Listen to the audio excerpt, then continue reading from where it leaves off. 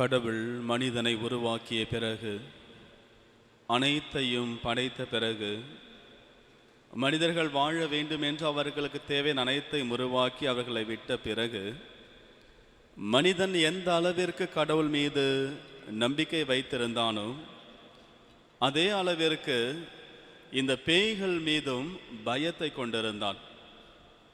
ஆதி மனிதன் தொடங்கி இன்று வரை மனிதர்கள் இந்த பேய் என்றாலே ஒரு விதமான அச்சத்தை கொண்டிருக்கின்றார்கள். தீ ஆவி என்றால் ஒரு பயத்தை கொண்டிருக்கின்றார்கள். ஏன் பேய் தீ ஆவிலாம் சொல்கிறோம்? இன்னும் எத்தனை பேர் இருட்டை பார்த்து பயந்துட்டு இருக்கிறாங்க? எத்தனை பேர் இருளிலே தனியாக செல்வதற்கு பயப்படுகிறார்கள்? எத்தனை பேர் இந்த கல்லறைகளை வழியாகவோ அல்லது சுடுகாடு வழியாக செல்வதற்கு எவ்வளவு பயம் என்று யோசித்து பாருங்கள். தொடக்கத்திலிருந்து இன்று வரை இந்த நன்மை தீமை, கடவுள் சாத்தான் என்கின்ற இது தொடர்ந்து வந்து கொண்டேதான் இருக்கின்றது. இன்றும் பல இடங்களிலே, பல நாடுகளிலே சாத்தானுக்கு என்று கோவில்கள் கட்டப்பட்டு கொண்டிருக்கின்றன. சாத்தானுக்கு என்று தனியான வழிபாடுகள் எல்லாம் நடந்து கொண்டுதான் இருக்கின்றது. ஆக இந்த உலகத்திலே மனிதர்கள் பல விதங்களிலே இந்த சாத்தான் வழியிலே சென்று கொண்டிருக்கின்றார்கள். தீ ஆவியினால் ஆட்கொள்ளப்பட்டு கொண்டிருக்கின்றார்கள் என்பது எல்லா இடத்திலும் பரவலாக காணப்படுகின்றது. நீங்கள் உலகத்தினுடைய எந்த மூலையில் சென்றாலும், எங்கேயெல்லாம் கடவுள் என்று சொல்லுகின்றார்களோ, பேசிக்கொண்டிருக்கின்றார்கள், அங்கேயெல்லாம் இந்த சாத்தானை பற்றியும் பேசிக்கொண்டுதான் இருப்பார்கள். அது அமெரிக்காவாக இருந்தாலும் சரிதான், அல்லது ஐரோப்பாவாக இருந்தாலும் சரிதான், எந்த நாடாக இருந்தாலும் நீங்கள் எங்கு சென்றாலும் இந்த பேய் என்கின்ற அந்த ஒன்று இருந்து கொண்டுதான் இருக்கின்றது. இன்றைய நற்செய்தி வாசகத்திலே ஆண்டவர் இயேசு கிறிஸ்து காப்பர்நாகும் என்கின்ற அந்த ஊருக்குள் செல்கின்றார். தொழுகை கூடத்திற்கு அவர் எப்பொழுதும் செல்வது போன்று வழக்கமாக சென்று அங்கே அந்த மக்களுக்கு கற்பித்து கொண்டிருக்கின்றார், போதித்து கொண்டிருக்கின்றார். அவ்வாறு ஒரு நாள் அந்த தொழுகை கூடத்திற்கு செல்லுகின்ற பொழுது அங்கே தீ ஆவி பிடித்திருந்த ஒரு மனிதன் இருக்கின்றான். அந்த தீ ஆவி பிடித்திருந்த அந்த மனிதன் வழியாக அந்த தீ ஆவியானது பேசுகின்றது. ரொம்ப வித்தியாசமான உரையாடல். அந்த தீ ஆவி ஆண்டவர் இயேசுவை பார்த்து கேட்கின்றது, நாசரேத்து இயேசுவே, உமக்கு இங்கு என்ன வேலை? எதற்காக நீர் இங்கு வந்தீர்? நீர் யார் என்பது எனக்கு தெரியும், கடவுளுக்கு அர்ப்பணமானவர், எங்களை அழிக்கவா வந்தீர் என்று கேட்கின்றது. நல்லா பாருங்க, அது தொழுகை கூடம். தொழுகை கூடனா இந்த யூதர்களை பொறுத்தவரையில் அதுதான் அவர்கள் சேர்ந்து ஜெபிக்கின்ற ஒரு இடம், ஒரு கோவில் தான் உங்களுக்கு அது. அந்த கோவிலில் ஆக்சுவலாக ஆண்டவர் இயேசு பார்த்து கேட்க வேண்டிய கேள்வி, தொழுகை கூடத்திலே கடவுளிடத்தில் ஜெபித்து கொண்டிருக்கின்ற இடத்திலே, ஜபங்கள் செலுத்தி கொண்டிருக்கின்ற இடத்திலே, உனக்கு இங்கே என்ன வேலை என்று கேட்க வேண்டிய இடத்திலே இந்த பேய் பிடித்திருந்த மனிதர், அந்த தீ ஆவியானது ஆண்டவர் இயேசுவை பார்த்து கேட்கின்றது, உமக்கு இங்கே என்ன வேலை என்று. உடனே ஆண்டவர் இயேசு அதுக்கு மேல் அந்த தீ ஆவி பிடித்திருந்த மனிதரை பேச விடவில்லை.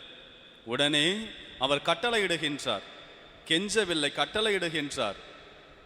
இங்கிருந்து இந்த மனிதனை விட்டு நீ சென்று விடு வெளியே என்று கட்டளையிடுகின்றார். உடனே அந்த தீ ஆவியானது அந்த மனிதனுக்கு பெரிய வலி போன்று உண்டாக்கி அவனை விட்டு அங்கிருந்து அகன்று சென்று விடுகின்றது.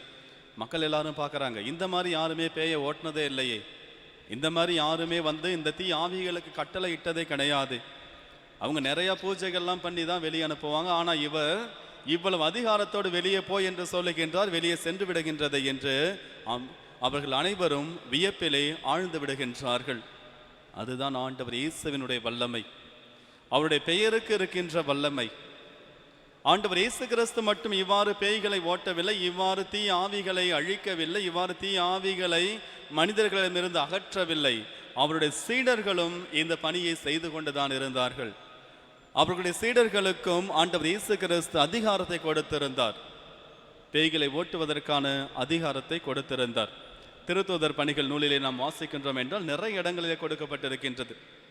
அதிலே 16வது அதிகாரம், திருத்தூதர் பணிகள் 16வது அதிகாரம் 16வது வசனத்திலிருந்து நீங்கள் வாசித்தீர்கள் என்றால், புனித பவுல் ஒரு பேயை ஓட்டுகின்றார். பிலிப்பு நகரிலே புனித பவுலும் சீலாவும் தொழுகை கூடத்திற்கு அடிக்கடி சென்று அங்கே ஜெபம் செய்து கொண்டு வருவார்கள். அவ்வாறு இவர்கள் செல்லுகின்ற பொழுதெல்லாம் அங்கே ஒரு பெண்மணியானவள் இருந்தால், அந்த பெண்மணியானவளுக்கு குறி கூறுகின்ற பேயை அவர் கொண்டிருந்தார். யாராவது வந்து குறி கேட்குறாங்கன்னா அவங்களுக்கு குறி சொல்லிட்டு இருப்பாங்க. அந்த குறி சொல்றது மூலமாக வருகின்ற காசை வந்து அவருடைய எஜமானிடத்தில் கொடுத்து கொண்டிருந்தார். அந்த அடிமை பெண்ணை வைத்து அவர்களுடைய எஜமானர்கள் நிறைய வருமானத்தை பெற்று கொண்டிருந்தார்கள்.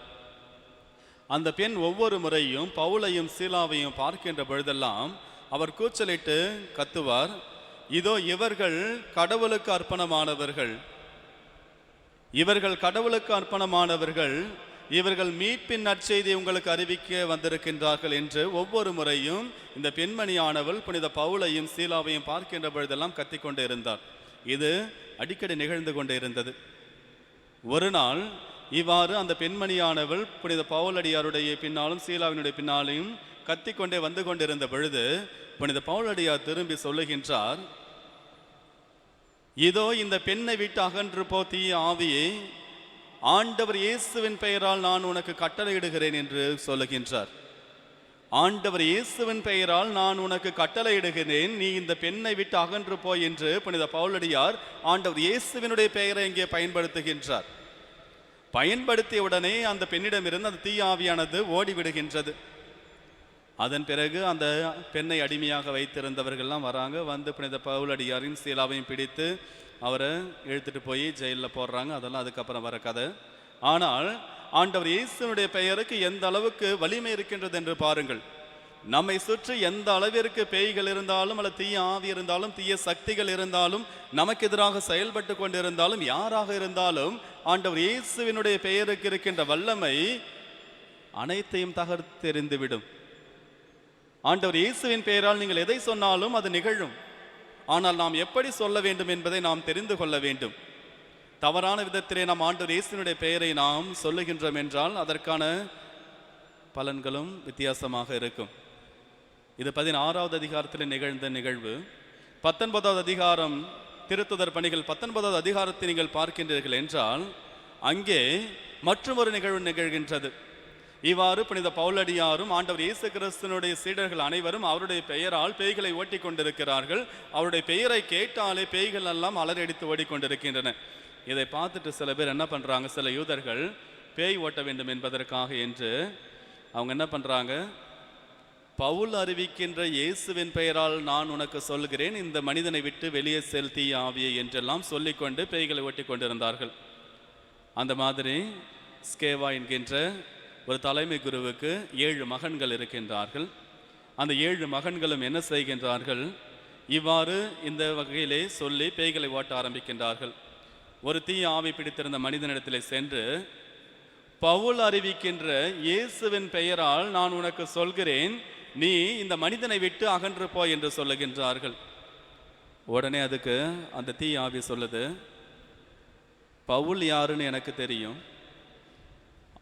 ஆண்டவர் இயேசு யார் என்று எனக்கு தெரியும், ஆனால் நீ யார் என்று எனக்கு தெரியாது, நீ எப்படி இவ்வாறு சொல்லலாம் என்று சொல்லி, எனக்கு பவுலையும் தெரியும் இயேசுவையும் தெரியும், ஆனால் நீ யார் என்று கேட்டு அந்த மனிதர்கள் மீது பாய்ந்து அவர்களை அடித்து அந்த வீருக்கு வெளியே அவர்களை துரத்தி விடுகின்றது இந்த தீய ஆவியானது. இதை இயேசுவில் பிரியமான சகோதர சகோதரிகளே, புனித பவுலடியார் சொல்லுவார், மிக அழகாக சொல்லுவார். 1 கொரிந்தியர் 12வது அதிகாரம் 3வது வசனத்திலே மிக அழகாக சொல்லுவார், தூய ஆவியினால் ஆட்கொள்ளப்பட்டவர் அன்றி வேறு யாராலும் இயேசுவை ஆண்டவர் என கூற முடியாது என்று சொல்லுகின்றார். நாம் ஆண்டவர் இயேசுவினுடைய பெயரை பயன்படுத்த வேண்டும் என்றால் நாம் தூய ஆவியினால் ஆட்கொள்ளப்பட்டிருக்க வேண்டும். தூய ஆவியினால் ஆட்கொள்ளப்பட்டவர் அன்றி வேறு யாராலும் ஆண்டவர் இயேசுவினுடைய பெயரை சரியான விதத்திலே பயன்படுத்த முடியாது என்பதை புனித பவுலடியார் மிக அழகாக சொல்லுகின்றார். நமது வாழ்க்கையிலே நாம் ஆண்டவர் இயேசுவினுடைய பெயரை பயன்படுத்த வேண்டும் என்றால், ஆண்டவர் இயேசுவினுடைய பெயரை கொண்டு நாம் வெற்றி பெற வேண்டும் என்றால், இந்த தீய சக்திகளுக்கு எதிராக நாம் போராட வேண்டும் என்றால் நாம் தூய ஆவியினால் ஆட்கொள்ளப்பட்டிருக்க வேண்டும். தூய ஆவியினால் ஆட்கொள்ளப்பட்டு நாம் அவருடைய பெயரை பயன்படுத்துகின்ற பொழுதெல்லாம் நமது வாழ்க்கையில் அற்புதம் நிகழும். அது மட்டுமல்லாமல் இந்த சாத்தானுடைய வேலை நம்ம எப்படியாவது பாவத்தில் விழ வைக்க வேண்டும் என்று சுற்றி திரிந்து கொண்டே இருக்கின்றது. புனித பேதுரு சொல்லுகின்றார், 1 பேதுரு 5வது அதிகாரம் 8வது வசனத்திலே சொல்லுகின்றார், இதோ அறிவு தெளிவோடு விழிப்பாக இருங்கள், உங்கள் எதிரியாகிய அழகை யாரை விழுங்கலாம் என கர்ஜிக்கும் சிங்கம் போல சுற்றி திரிந்து கொண்டிருக்கின்றது. சாத்தான் யாரை விழுங்கலாம் என்று கர்ஜிக்கும் சிங்கம் போல சுற்றி திரிந்து கொண்டிருக்கின்றது. எனவே அறிவு தெளிவோடு விழிப்பாக இருங்கள் என்று புனித பேதுரு நம் ஒவ்வொருவருக்கும் எச்சரிக்கை கொடுக்கின்றார். ஆனால் ஒன்று மட்டும் நல்லா ஞாபகம் வச்சுக்கிங்க, இந்த சாத்தான் நமது உடலை துன்புறுத்தி அதுக்கு ஒரு பயனும் கிடையாது. நம் உடலை துன்புறுத்துவதாலோ அல்லது நமக்கு பயத்தை ஏற்படுத்துவதாலோ அதுக்கு என்ன பயன்? ஒன்றுமே கிடையாது. இந்த தீய ஆவி சாத்தான் எல்லாம் நம்மை எப்படியாவது பாவத்தில் விழ வைக்க வேண்டும். ஏன்னா அதுக்கும் தெரியும் இந்த உடல் அழிந்து போயிடும், ஒரு 80 வருடமோ 100 வருடம் தான். ஆனால் அதையெல்லாம் அது பற்றி கவலைப்படுவது கிடையாது. இந்த உடலை பயன்படுத்தி அழியாத ஆன்மாவை எப்படியாவது தன் வசத்திற்குள் கொண்டு வர வேண்டும் என்று மனிதர்களை பாவத்தில் விழ ஏராளமான சூழ்ச்சிகளை செய்து கொண்டே இருக்கும். அதுதான் எப்படியாவது மனிதனை பாவத்தில் விழ வைத்து இந்த அழியாத ஆன்மாவை அழுகின்ற உடலை வைத்து எப்படியாவது ஆட்கொள்ள வேண்டும் என்பதற்காக என்று அது சுற்றி திரிந்து கொண்டிருக்கின்றது. நீங்கள் அறிவு தெளிவோடு விழிப்பாக இருக்க வேண்டும் என்று சொல்லுகின்றார். இதை ஆண்டவர் இயேசு கிறிஸ்து மிக அழகாக சொல்லுவார். இந்த உடலை அழிக்கின்றவற்றிற்காக என்று நீங்கள் எப்பொழுதும் பயப்படாதீர்கள், உடலையும் ஆன்மாவையும் அழிக்க வல்லவரான கடவுள் ஒருவருக்கே நீங்கள் பயப்படுங்கள் என்று சொல்லுகின்றார். ஆக எப்பொழுதும் நாம் நமது ஆன்மாவை காத்துக்கொள்ள நாம் முற்பட வேண்டும். நமது ஆன்மாவை நாம் எப்படியாவது தற்காத்து கொண்டு அதை புனிதத்திலே வைத்து கொண்டு அதை நாம் கடவுளிடத்தில் ஒப்படைக்க வேண்டும். அதுதான் நமக்கு கொடுக்கப்பட்டிருக்கின்ற பணி. அந்த ஆன்மாவை நாம் புனிதப்படுத்துவதற்காக என்று கடவுள் நமக்கு எல்லா வகையிலும் தேவையான அனைத்து ஆசீர்வாதங்களையும் கொடுத்து கொண்டுதான் இருக்கின்றார். உங்கள் வாழ்விலே நீங்கள் வெற்றி பெற வேண்டும், உங்கள் ஆன்மாவை தூய்மையாக வைத்துக் கொள்ள வேண்டும் என்றால் ஆண்டவர் இயேசுவினுடைய பெயரை பயன்படுத்துங்கள். ஆண்டவருடைய இயேசுவினுடைய பெயருக்கு எல்லா தீய சக்திகளும் அலறடித்து ஓடிவிடும். ஆண்டவர் இயேசுனுடைய பெயருக்கு எல்லா சாத்தானுடைய சூழ்ச்சிகளும் முறியடிக்கப்படும். உங்கள் குடும்பங்களில் துன்பங்கள் வருகின்றது, துயரங்கள் வருகின்றது, ஏன் இந்த கவலை, ஏன் இந்த பிரச்சனை, எதனால் இந்த பிரச்சனை என்று வருகின்ற பொழுதெல்லாம் ஆண்டவர் இயேசுவினுடைய பெயரை பயன்படுத்தி ஜெபியுங்கள். ஆண்டவர் இயேசுனுடைய பெயரை நீங்கள் பயன்படுத்தி ஜெபிக்கின்ற பொழுதெல்லாம் சாத்தான் நம்மை விட்டு ஓடிவிடுவான், அவருடைய சூழ்ச்சிகளும் நம்மை விட்டு அகன்று விடும். யாக்கோபு சொல்லுகின்றார், நீங்கள் உங்களையே முழுவதுமாக ஆண்டவருக்கு தாழ்ந்து பணியுங்கள், சாத்தானை எதிர்த்து நில்லுங்கள், அழகை உங்களை விட்டு ஓடி விடுவான் என்று சொல்லுகின்றார். யாக்கோபு 4வது அதிகாரம் 7வது வசனத்திலே சொல்லுகின்றார், நாம் ஆண்டவருக்கு நம்மையே அடிபணிகின்ற பொழுது, சாத்தானை எதிர்த்து நிற்கின்ற பொழுது இந்த அழகை நம்மை விட்டு ஓடி விடுவான் என்று சொல்லுகின்றார். இயேசுவில் பிரியமான சகோதர சகோதரிகளை, நமக்கென்று கொடுக்கப்பட்டிருக்கின்ற ஒரு மிகப்பெரிய ஆயுதம், ஒரு மிகப்பெரிய அற்புதம் ஆண்டவர் இயேசுனுடைய பெயர். இந்த பெயருக்கு இருக்கின்ற வல்லமை மிக மிக அதிகம்.